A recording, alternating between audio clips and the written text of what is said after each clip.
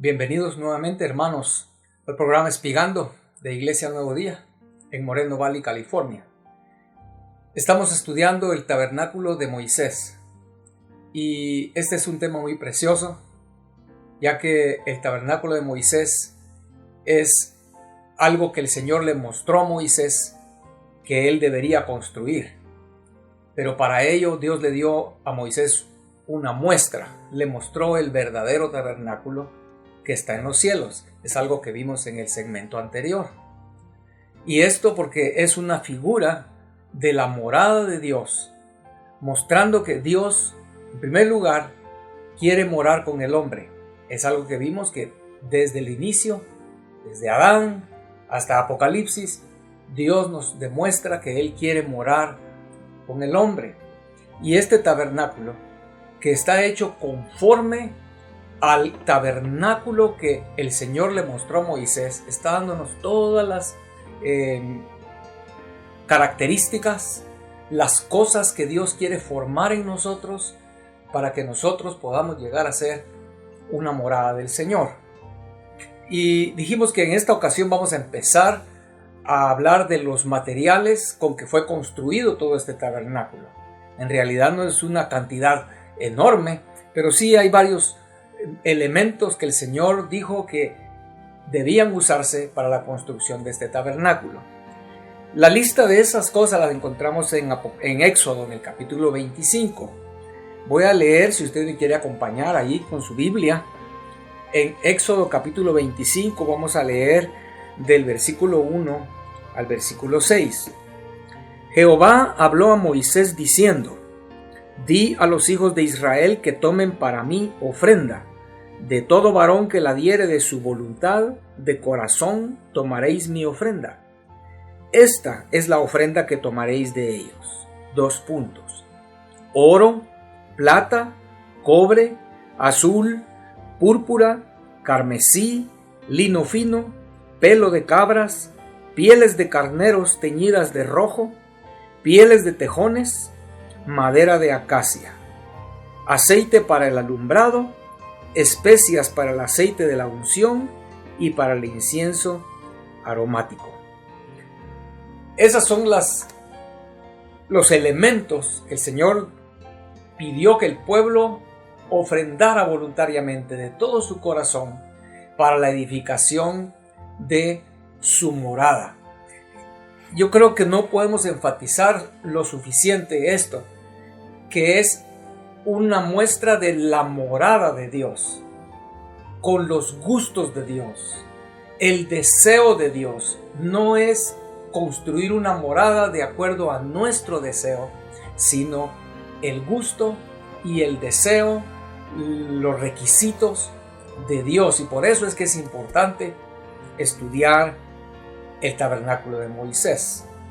Y gracias a que ya tenemos la base, estuvimos viendo tipología, estuvimos viendo numerología, eso nos va a ayudar mucho para entender las cosas que hay ahí y cómo Dios dispuso que debían de hacerse y de qué medidas, etc. Queremos comenzar hablando de la madera de acacia, porque la madera de acacia, que aparece en los versos que leímos, es básicamente de lo que iba a estar formada la estructura, o podríamos decirlo como el esqueleto, lo que va a sostener todo el tabernáculo iba a ser de madera de acacia. Los árboles de acacia, obviamente existían allá en esa área, son árboles que tienen una característica muy interesante, y es que son árboles muy torcidos, con muchas irregularidades en su tronco y en sus ramas.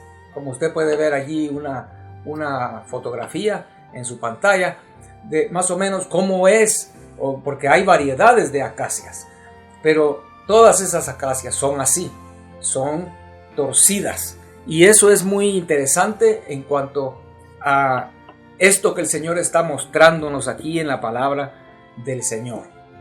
En primer lugar, queremos decir que árboles, que es de donde sale la madera, en la Biblia los árboles están simbolizando a hombres. Por ejemplo, eso lo encontramos en el Salmo 1. ¿Recuerda usted el Salmo 1? Donde el Señor dice que el hombre será como plantado junto a aguas de reposo. Un árbol plantado junto a aguas de reposo. Está hablando de que el hombre es simbolizado como un árbol. También lo encontramos en Isaías 61:3.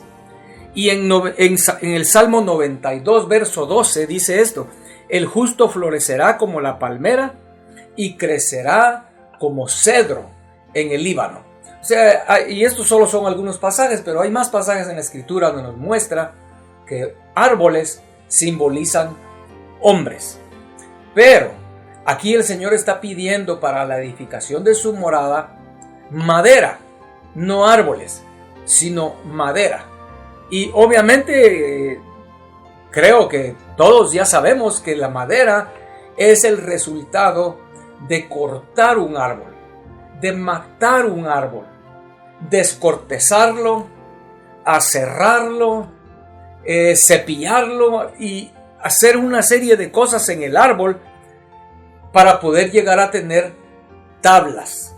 Como si usted lo lee después con más detenimiento allí en el libro de Éxodo, esas tablas tenían que ser tablas rectas que iban a utilizarse para la edificación del tabernáculo.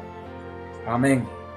Esto de que la madera viene de el proceso de matar el árbol y cortarlo, aserrarlo, etc., nos está hablando de la humanidad, porque el árbol está hablando de hombres, la humanidad del hombre siendo crucificada, tratada por Dios para que muera, como lo dice el apóstol Pablo en la carta a los Romanos, que muera el viejo hombre, que muera la carne. Es lo que el Señor anda buscando para edificar su morada. Hombres cuya humanidad ha sido crucificada. Es lo que significan las tablas de madera de acacia. Pero imagínense, esto es bien significativo, que es un árbol muy torcido. Obviamente es mucho más fácil sacar tablas rectas de un ciprés o de un cedro, que son árboles que crecen rectos. Pero no, este es un árbol muy torcido, de donde había que hacer mucho trabajo, mucho esfuerzo y poder llegar a sacar tablas rectas. Eso es una figura muy linda de nosotros los seres humanos, con un corazón que la Biblia dice es engañoso, torcido. ¿Quién lo conocerá?, dice la Escritura. Pero el Señor, por la obra de la cruz, por la obra del Señor en el hombre, quiere formar de hombres tablas rectas, hombres que han sido crucificados y han abrazado la cruz. El libro de Ageo, el profeta Ageo, nos da una clave de ese proceso de cómo sacar la madera. Dice en Ageo capítulo 1, en el verso 8, subid al monte y traed madera, y reedificad la casa, y pondré en ella mi voluntad, y seré glorificado, ha dicho Jehová. Ageo está diciendo que para traer madera, para edificar la casa del Señor, su morada, necesitamos subir al monte. Subir al monte en la Biblia es una figura de entrar a su presencia, subir a su presencia, como cuando Moisés subió al monte de Sinaí para tener un encuentro con Dios, en la presencia de Dios. Jesús con 3 de sus discípulos subieron al monte y ahí tuvo el Señor una experiencia cuando fue transfigurado. Eso es la figura de subir al monte, encontrarse uno con el Salvador, con el Señor, con el Creador. Es lo que significa en la Escritura. Y allí, en el monte, vamos a recibir las instrucciones para que esta carne nuestra sea sacrificada. O sea, al subir al monte es cuando Dios nos habla y nos muestra qué hemos de hacer, qué hemos de rendir, qué hemos de poner en práctica para que esta carne sea crucificada. Pero Por eso es que es importante subir al monte, porque no es algo solo teórico, sino ahí en el monte. Hermano, esto es lindo. Ahí en el monte, en su presencia, recibimos la gracia para poner en práctica su palabra. En otras palabras, para abrazar la cruz. Es el término que utilizamos. Abrazar la cruz significa que con todo el corazón estamos dispuestos a poner en práctica su palabra, que trae una palabra para que la carne nuestra sea crucificada. Esa es la enseñanza que encontramos en las tablas de acacia. Amén. Es algo que en la figura que vemos de esta construcción del tabernáculo, yo me ponía a pensar, están en el desierto, obviamente ahí no hay muchos árboles, tuvieron que ir a los montes alrededor, conseguir la madera, no era fácil, y al encontrar la madera torcida, hermanos, por eso la Biblia dice que son muy pocos aquellos que siguen al Señor. Dice que el camino ancho, van muchos por ahí, el que va a la perdición. Pero por la puerta estrecha, dice que son pocos los que entran, porque son pocos aquellos que están dispuestos a someterse al trato del Señor, para dejar de ser árboles torcidos y llegar a ser tablas perfectas, rectas, enderezadas por la obra de Dios. No por obras nuestras, no por esfuerzos, sino la obra de Dios para llegar a ser una morada para el Señor. Amén. Luego el siguiente elemento que el Señor pide para su morada, dice ahí el oro. Vamos a empezar ahí a verlo desde el verso 3. El oro. El oro en la Biblia es una figura de la naturaleza divina. Es lo que el oro es. Como lo vamos a ver aquí en el estudio del tabernáculo de Moisés más adelante, vamos a ver que todo lo que fue hecho de madera fue cubierto. Y muchas cosas que fueron hechas de madera, no todas, pero muchas, más que todas las que estaban dentro del santuario donde se manifestaba la misma presencia de Dios, eran cubiertas de oro. Madera cubierta de oro. Eso es una figura muy hermosa.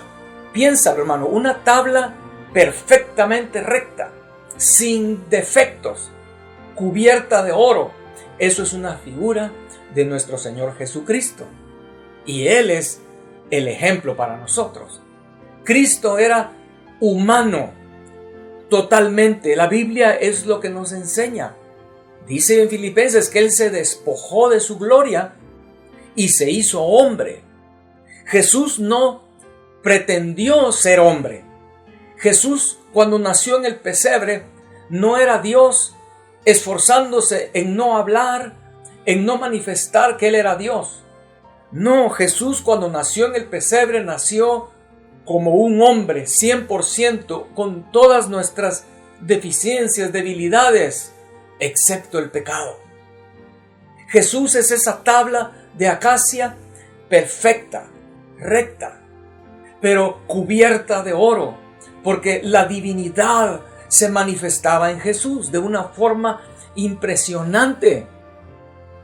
El Señor estaba manifestándose, el Dios de gloria, a través de Jesucristo.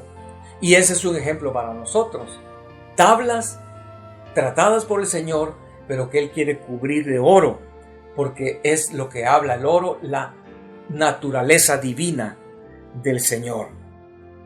Es como aquí en este mundo, en lo natural, el oro es el elemento más preciado. En base al oro se toman en cuenta muchas cosas. La economía se ve en base al oro. Hermanos, en la vida espiritual, lo más importante es Él. Por eso es que Él es una figura. El oro es una figura de Él.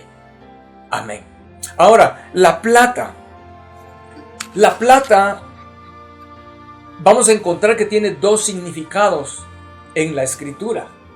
Un significado es redención Y el otro significado es la palabra de Dios. Redención. No sé si usted está familiarizado con la escritura, con lo que escribe el Señor en Levítico, en el libro de Números, pero ahí encontramos en esos libros, hermanos, que cuando nacía un primogénito, obviamente el Señor había dicho que todos los primogénitos eran de Él. Si nacía un primogénito de un corderito, ese corderito era dedicado al Señor y era sacrificado al Señor. Si nacía un primogénito de un buey, de un toro, de un ganado, ese ternero que nació primogénito también era sacrificado al Señor. Él dijo, todos los primogénitos son míos, dijo el Señor. Pero cuando nacía el primogénito de un hombre, no era sacrificado. Dios nunca está de acuerdo, ni ha estado de acuerdo. Su palabra no habla de sacrificios humanos. Entonces el Señor dijo, bueno, para redimir a ese primogénito, se va a redimir con siclos de plata. O sea, la plata nos está hablando de el material con el que se redimía a los primogénitos. Por eso no es de extrañar que Jesús fue traicionado por 30 piezas de plata. ¿Por qué de plata? Porque ese precio fue para que nuestro Señor fuera entregado y así Él pudiera ser el redentor de la humanidad, aquel que iba a pagar por nuestros pecados. La plata habla de redención. Pero dijimos que también la plata simboliza la palabra de Dios. Por ejemplo, un pasaje, hay varios pasajes, pero uno es Salmo 12, verso 6. Las palabras de Jehová son palabras limpias, como plata refinada en horno de tierra. Aquí claramente está diciendo que la plata es como la palabra de Dios. Una plata refinada es lo que está diciendo aquí. Entonces, si la plata significa la palabra de Dios, ¿qué relación tiene con la redención? Que también la plata significa redención. Quiero que notemos esto, hermano, porque ya cuando estudiemos el tabernáculo más en detalle en su estructura, su hechura, vamos a ver que tiene mucho significado. Por ejemplo, las basas de las columnas eran de plata. Las basas. Entonces, ¿qué relación hay entre redención y la palabra de Dios? Es muy sencillo, hermanos, es muy sencillo eso. Y es que si desechamos las palabras de Dios, si nosotros rechazamos la palabra de Dios, entonces también vamos a perder nuestra redención, el perdón de nuestros pecados. Es algo que está muy relacionado en la Escritura y la plata nos da ese significado. Amén. Luego el bronce. El bronce también se puede traducir como cobre en la Escritura, y el bronce en la Biblia aparece en el contexto de juicio. Cuando veas tú en la Escritura que habla de bronce, piensa rápido en juicio, porque muchos pasajes donde aparece esa palabra, aparece el bronce, está en el contexto de juicio. Por ejemplo, Ezequiel 9:2. Si vamos ahí a Ezequiel 9:2, dice de esta manera: y he aquí que 6 varones venían del camino de la puerta de arriba que mira hacia el norte, y cada uno traía en su mano su instrumento para destruir. Vemos, es el contexto de destruir, de juicio. Y entre ellos había un varón vestido de lino, el cual traía a su cintura un tintero de escribano. Y entrados se pararon junto al altar de bronce.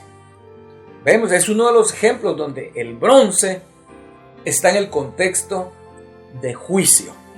Amén.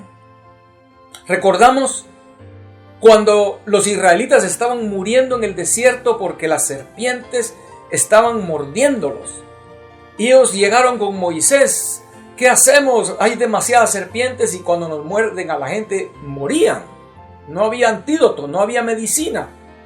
Entonces, por palabra del Señor, Moisés hizo una serpiente de bronce y esa serpiente de bronce la puso en un asta en alto, donde cualquiera la pudiera ver desde cualquier lugar del campamento.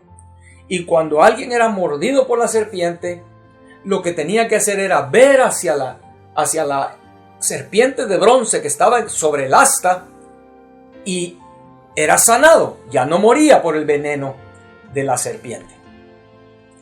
Interesante, en Juan, en el capítulo 3, verso 14, dice la escritura que esa serpiente de bronce que fue levantada en esa asta es una figura de nuestro Señor Jesucristo. Qué feo, ¿no?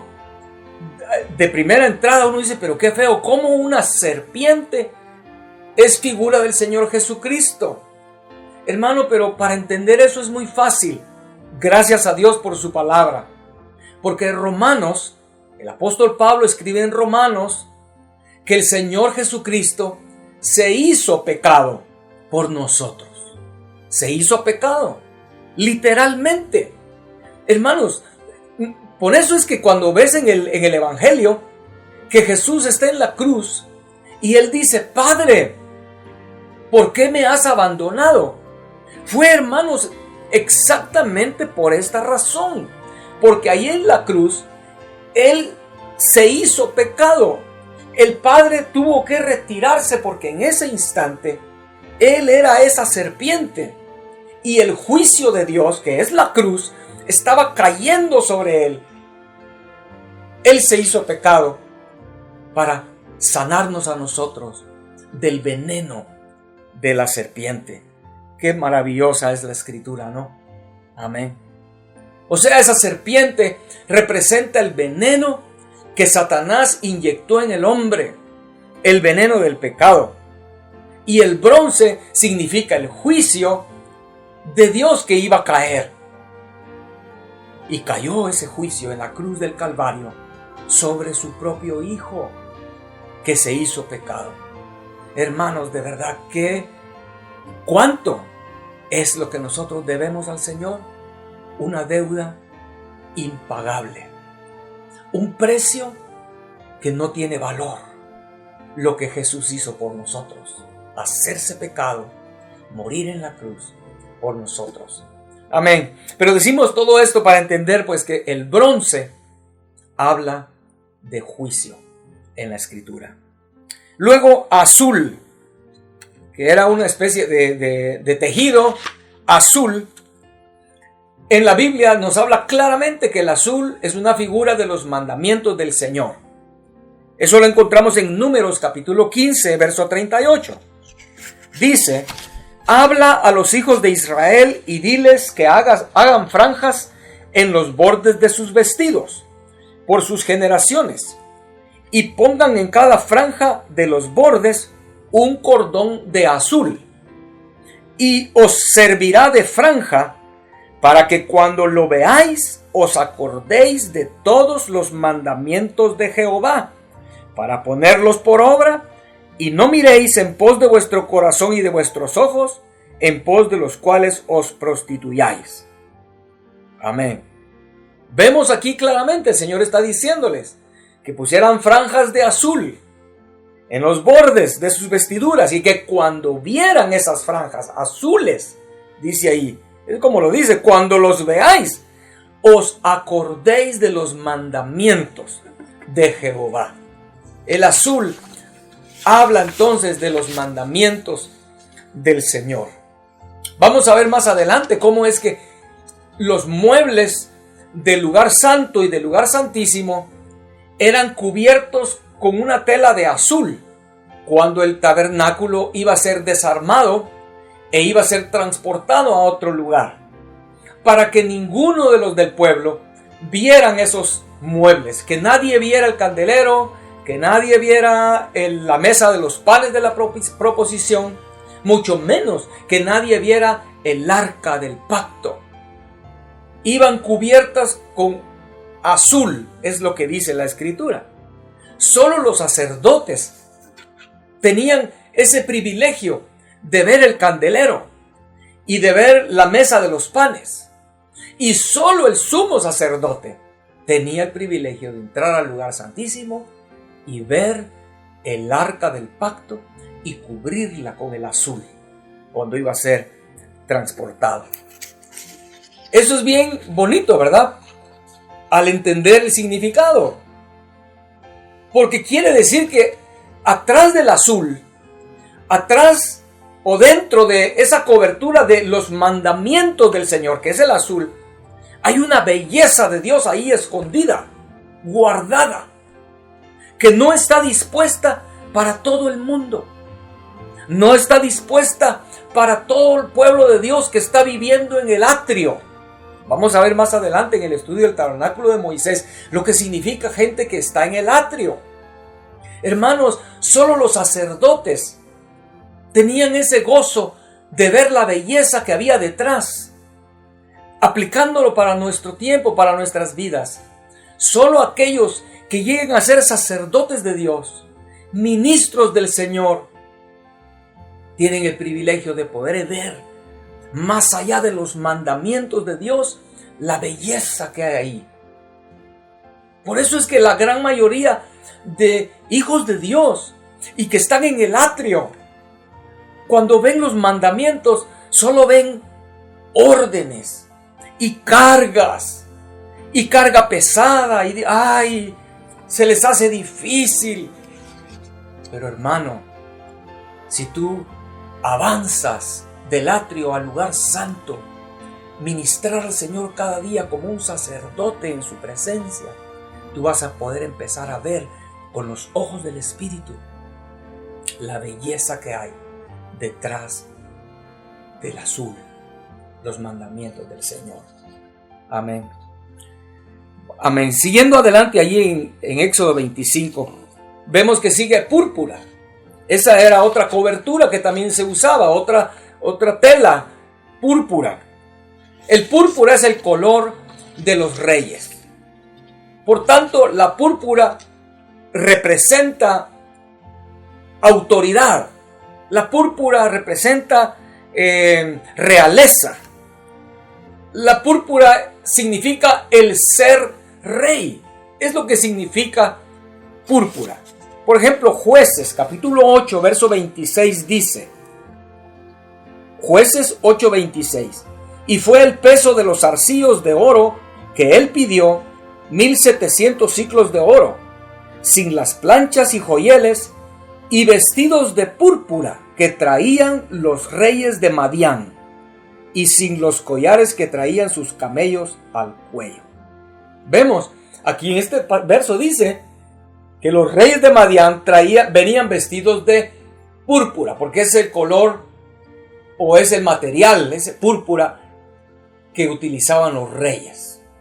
Por eso es que en los evangelios, los soldados que azotaron al Señor, después burlándose de su realeza, burlándose del Señor como rey, lo vistieron de púrpura. Recuerda, le pusieron un manto de púrpura y lo golpeaban y se burlaban de él. Los soldados entendían que la púrpura habla de rey, de realeza. La púrpura significa autoridad.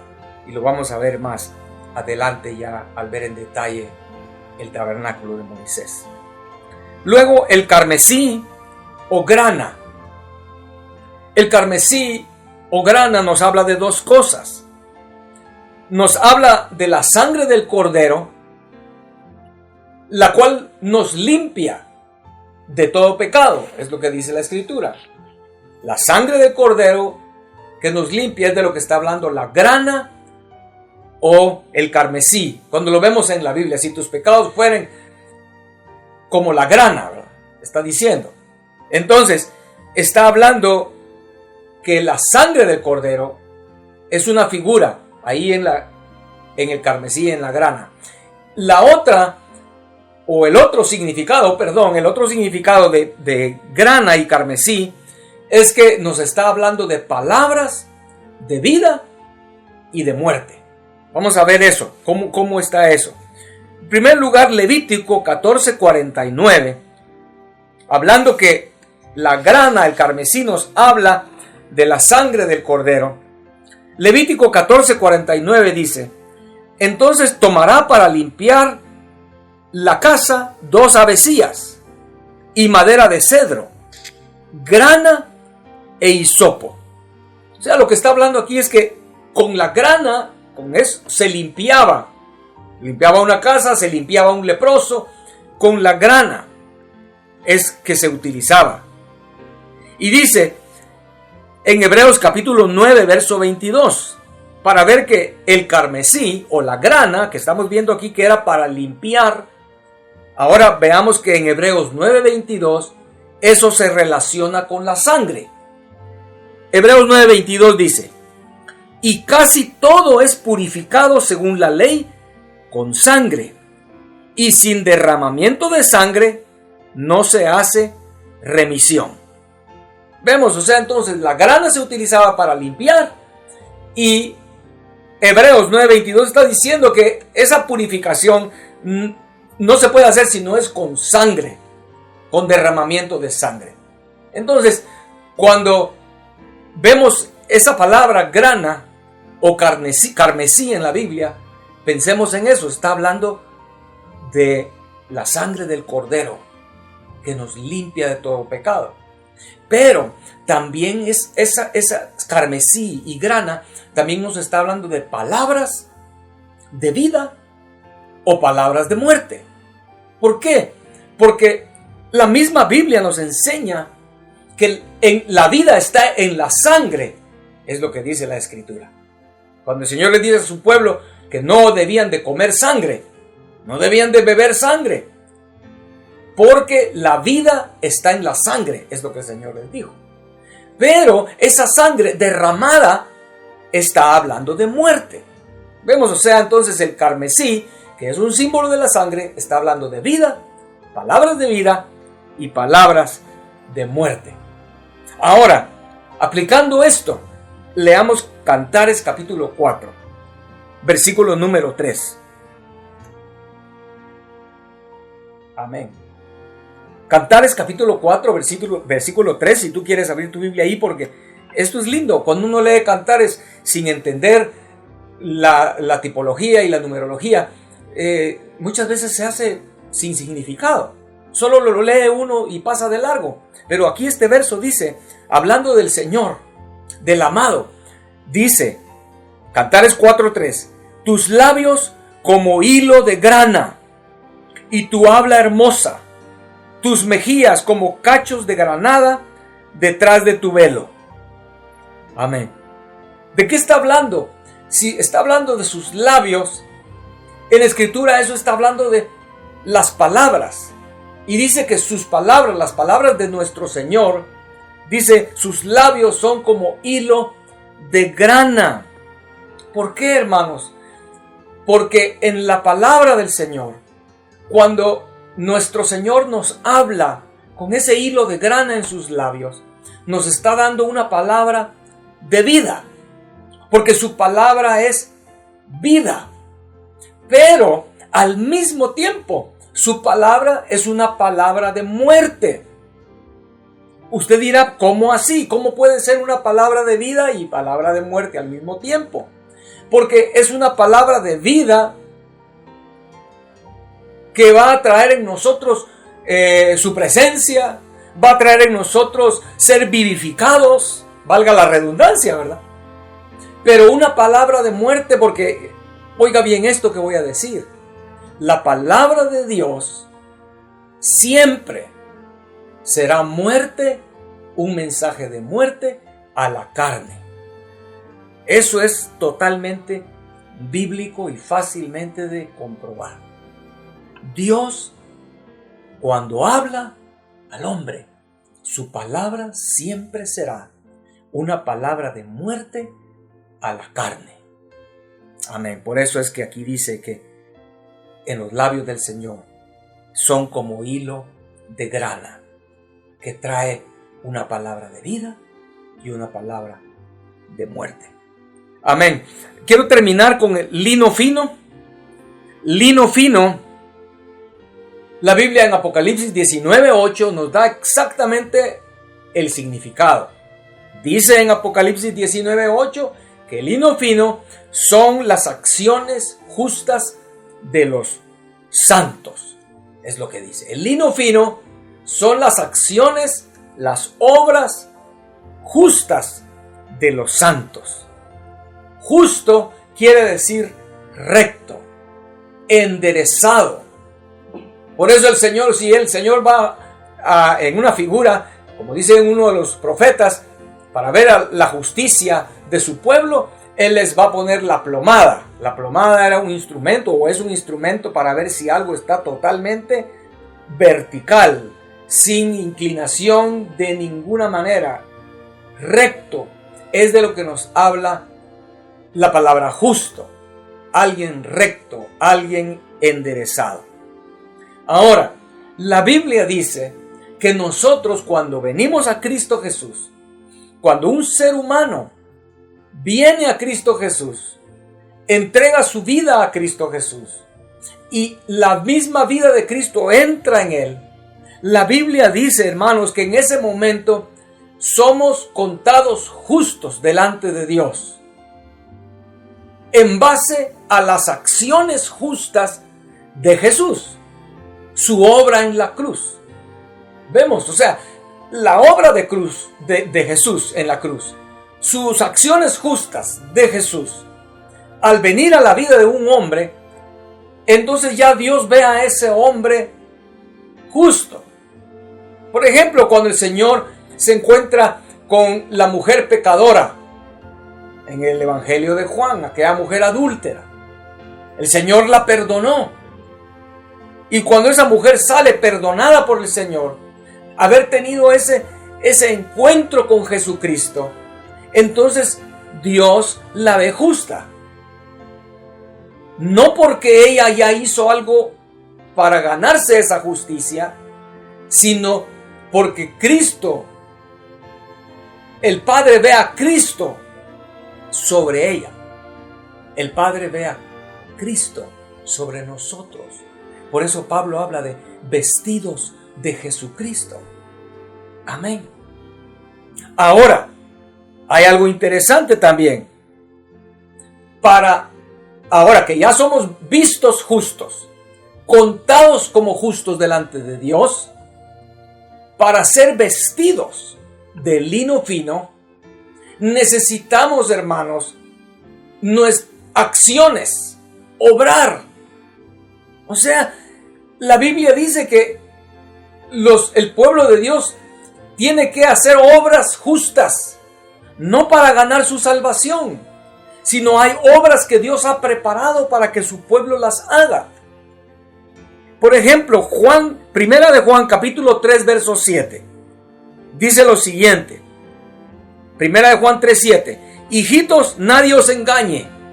El que hace justicia es justo, como Él es justo. Amén. O sea que entonces, ser vestidos de lino, hermanos, va a ser el resultado que por la gracia del Señor, nosotros caminamos con Él y hacemos obras justas. Quiero terminar con esto, pero que quede enfatizado, hermanos. No es hacer yo mis obras según mi deseo y con el deseo de ganar algo, no. Simplemente el cristiano que ha sido encontrado por el Señor es vestido de Jesucristo. Al él ir caminando con el Señor, por su gracia, tú empiezas a hacer obras que podríamos decir son los frutos de haber sido encontrado por el Señor. Por eso dice ahí, ¿verdad? El que hace justicia es justo, porque necesitamos hacer justicia. Amén. Esto es, en realidad, muy delicado, porque muchos cristianos creen que con hacer obras sociales, ellos ya están haciendo obras que los están haciendo vestirse de lino fino. Pero hermano, principalmente todo comienza aquí dentro, al caminar con el Señor. El justo, por la gracia del Señor, va a empezar a hacer obras, pero dirigido por el mismo Señor. De dentro irá saliendo obras que son el resultado de la obra del Señor, el amor del Señor, la humildad del Señor, La mansedumbre del Señor, a eso es a lo que se refiere, vestidos de lino fino. Amén.